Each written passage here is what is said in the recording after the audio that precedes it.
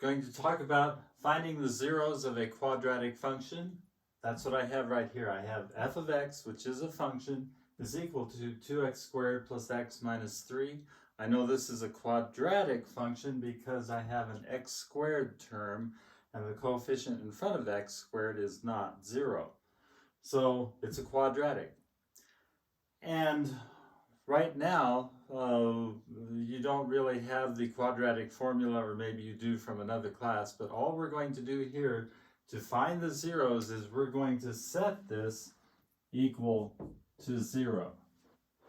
And the tool that I'm going to use is I'm going to factor this, because I have this tool in my toolbox that says over here, if a times b equals 0, then either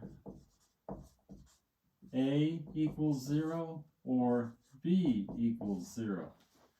And so I'm going to find out what x has to be by using this factor property. This does factor. Just remembering for your basic algebra, you're going to draw your parentheses. You're going to look at this first term and you're going to decide 2x squared. It's only one way that'll factor, and that's going to be 2x and x. Now, yes, 2 and x squared will work, but I'm not going to get any factors that are worth talking about if I do that. 3 is going to be 3 times 1, and now I need to kind of jiggle around my signs and things like that to make it work. Let me think. I believe I want a 3 here and a 1 here because I want my difference to be 1x.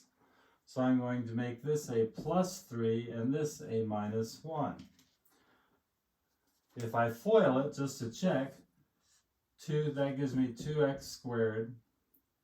This gives me negative 3. This gives me 3x. And this gives me minus 2x. 3x minus 2x is going to be x. So I've got it. 2x squared plus x minus 3 factors to 2x plus 3 and x minus 1. Now I grab my tool from my toolbox. That means that either 2x plus 3 is equal to 0, or x minus 1 is equal to 0. Solving each of these, 2x plus 3 equals 0 means that 2x, I'm going to subtract 3 from both sides, is equal to minus 3. That, again, my tool for that is if a equals b, then a minus c equals b minus c.